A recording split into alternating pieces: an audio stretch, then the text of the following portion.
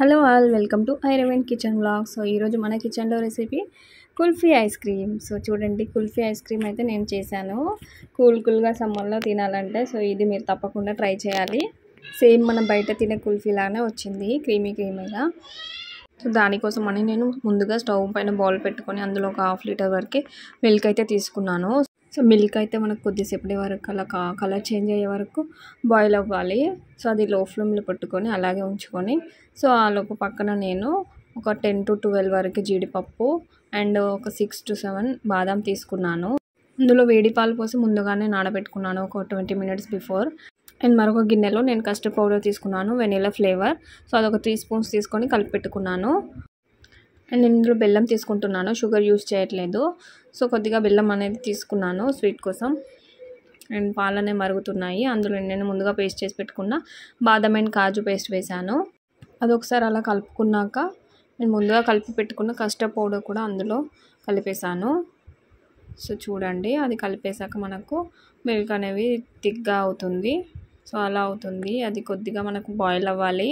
అది అలాగే కలుపుకుంటూ ఒక 8 to 10 minutes వరకు మంచిగా బాయిల్ అవ్వనివ్వాలి. సో అలా థిక్గానే ఉంటుంది.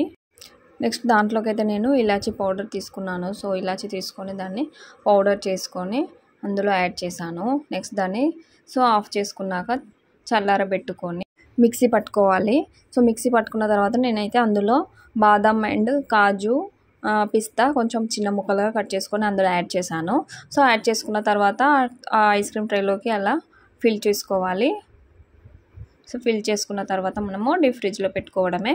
సో ఫ్రిడ్జ్లో పెట్టుకున్నాక ఇది ఒక 6 to 7 hours అలాగే ఉంచితే మనకైతే ఐస్ క్రీమ్ రెడీ అయిపోతుంది. నేను అలా ఫిల్ చేసుకున్న తర్వాత సో పైన కూడా బాదం కాజు అవి కొంచెం చిన్న ముక్కలు ఉన్నాయి, సో అవి వేసుకున్నాను. అవి వేసుకొని క్యాప్స్ పెట్టేసుకొని సో ఫ్రిడ్జ్లో అయితే పెట్టాను. సో సమ్మర్లో పిల్లలే కాదు పెద్దవాళ్ళు కూడా ఎక్కువగా లైక్ చేస్తారు, ప్రిఫర్ చేస్తారు సో ఐస్ క్రీమ్ తినడానికి. అది సో మనం ఇంట్లోనే ఈజీగా ప్రిపేర్ చేసుకోవచ్చు. చూడండి, ఫ్రిడ్జ్లో పెట్టాను. సో తర్వాత నేనైతే ఒక 7 hours తర్వాత మళ్ళీ తీస్తున్నాను.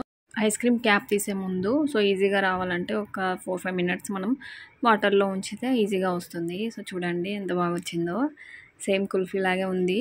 టేస్ట్ కూడా చాలా బాగుంది. సో మీరు తప్పకుండా ట్రై చేయండి, ఇంట్లోనే ఈజీగా చేసుకోవచ్చు, అందరూ హ్యాపీగా తినేయచ్చు.